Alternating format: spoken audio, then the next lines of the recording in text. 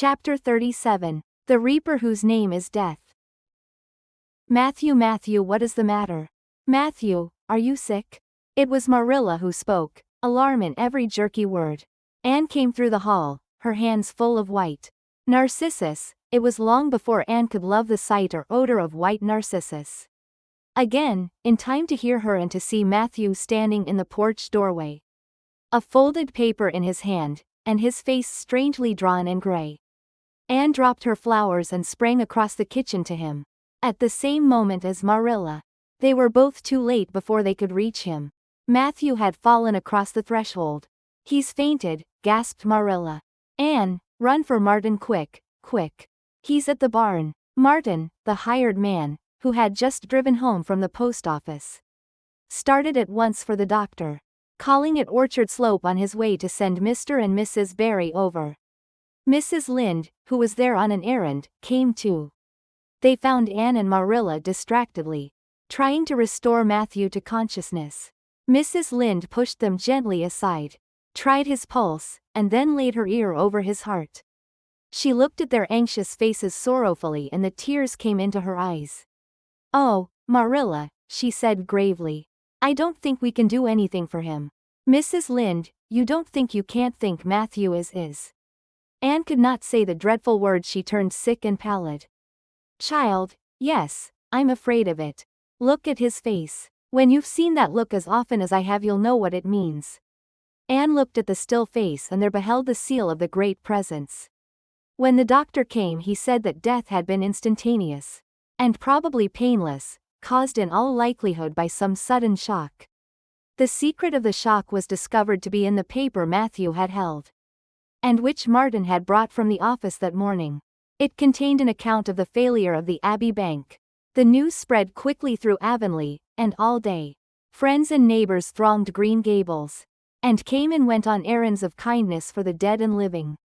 For the first time shy, quiet, Matthew Cuthbert was a person of central importance. The white majesty of death had fallen on him and set him apart as one crowned. When the calm night came softly down over Green Gables, the old house was hushed and tranquil. In the parlor lay Matthew Cuthbert in his coffin, his long gray hair framing his placid face on which there was a little kindly smile, as if he but slept, dreaming pleasant dreams. There were flowers about him, sweet old-fashioned flowers, which his mother had planted in the homestead garden in her bridal days, and for which Matthew had always had a secret, wordless love.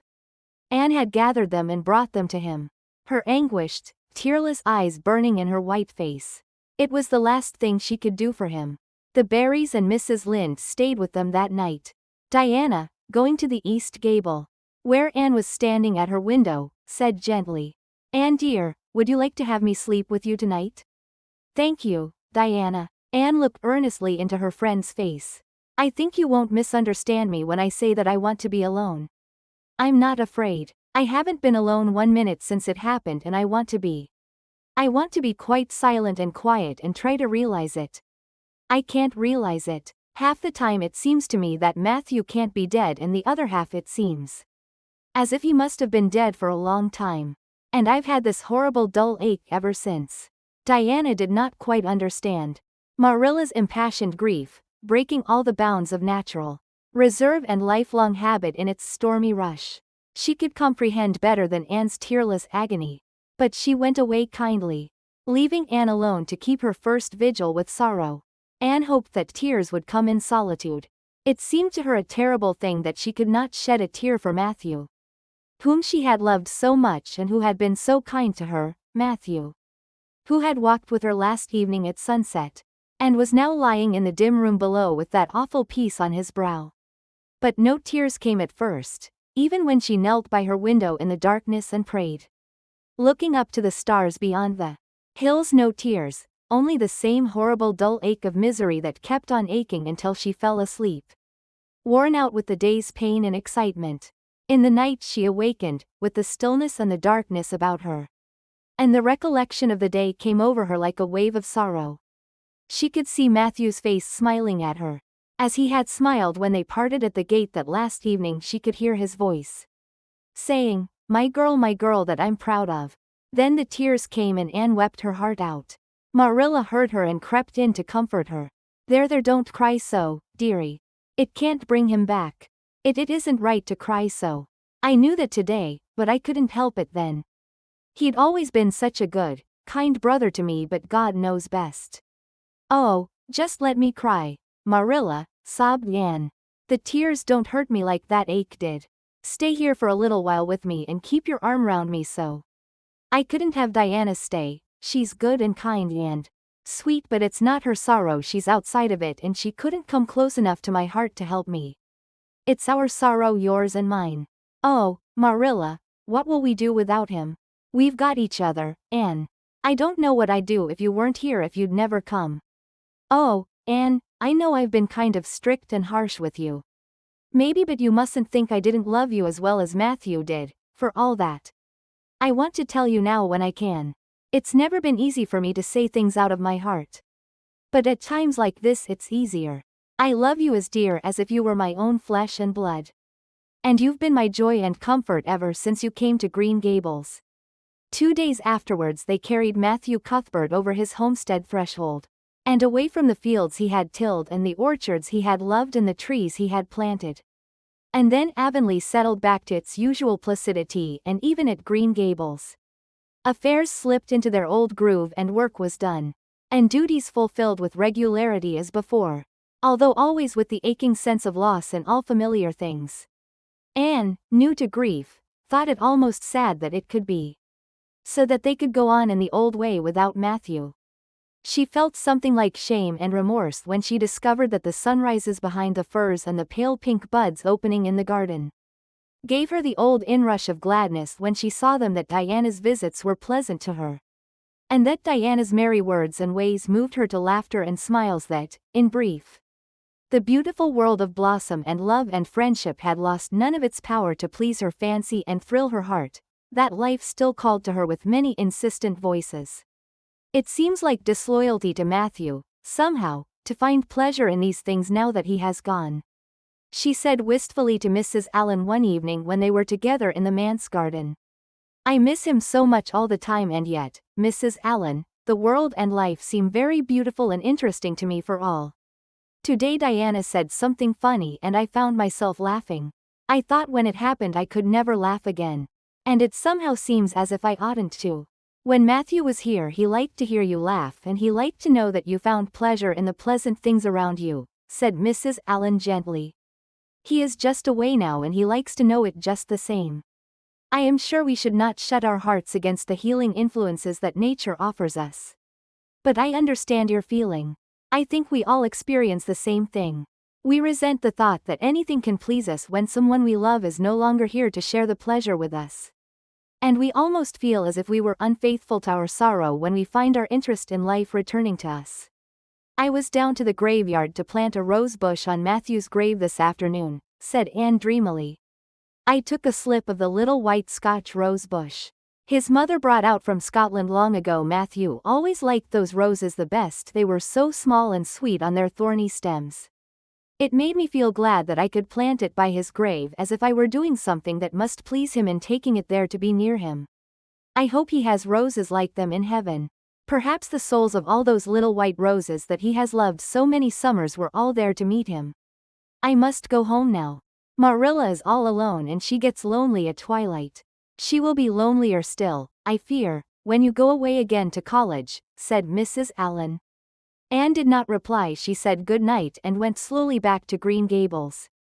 Marilla was sitting on the front doorsteps and Anne sat down beside her. The door was open behind them, held back by a big pink conch shell with hints of sea sunsets in its smooth inner convolutions. Anne gathered some sprays of pale yellow honeysuckle and put them in her hair. She liked the delicious hint of fragrance, as of some aerial benediction, above her every time she moved. Dr. Spencer was here while you were away, Marilla said. He says that the specialist will be in town tomorrow and he insists that I must go in and have my eyes examined. I suppose I'd better go and have it over.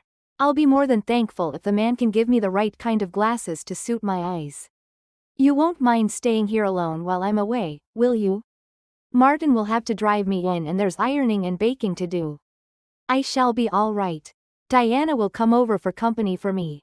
I shall attend to the ironing and baking beautifully. You needn't fear that I'll starch the handkerchiefs or flavor the cake with liniment. Marilla laughed. What a girl you were for making mistakes in them days, Anne. You were always getting into scrapes. I did used to think you were possessed. Do you mind the time you dyed your hair? Yes, indeed. I shall never forget it, smiled Anne, touching the heavy braid of hair that was wound about her shapely head. I laugh a little now sometimes when I think what a worry my hair used to be to me, but I don't laugh much, because it was a very real trouble then. I did suffer terribly over my hair and my freckles. My freckles are really gone and people are nice enough to tell me my hair is auburn now, all but Josie Pye. She informed me yesterday that she really thought it was redder than ever. Or at least my black dress made it look redder, and she asked me if people who had red hair ever got used to having it. Marilla, I've almost decided to give up trying to like Josie Pye. I've made what I would once have called a heroic effort to like her, but Josie Pye won't be liked. Josie is a pie, said Marilla sharply, so she can't help being disagreeable. I suppose people of that kind serve some useful purpose in society, but I must say I don't know what it is any more than I know the use of thistles. Is Josie going to teach? No, she is going back to Queen's next year. So are Moody Spurgeon and Charlie Sloane. Jane and Ruby are going to teach, and they have both got schools, Jane at Newbridge and Ruby at some place up west. Gilbert Blythe is going to teach too, isn't he? Yes, briefly. What a nice-looking young fellow he is, said Marilla absently. I saw him in church last Sunday and he seemed so tall and manly. He looks a lot like his father did at the same age. John Blythe was a nice boy. We used to be real good friends, he and I. People called him my beau. Anne looked up with swift interest. Oh, Marilla, and what happened? Why didn't you? We had a quarrel. I wouldn't forgive him when he asked me to. I meant to, after a while, but I was sulky and angry and I wanted to punish him first. He never came back. The Blythes were almighty independent. But I always felt rather sorry. I've always kind of wished I'd forgiven him when I had the chance. So you've had a bit of romance in your life, too, said Anne softly. Yes, I suppose you might call it that. You wouldn't think so to look at me, would you? But you never can tell about people from their outsides. Everybody has forgot about me and John. I'd forgotten myself. But it all came back to me when I saw Gilbert last Sunday.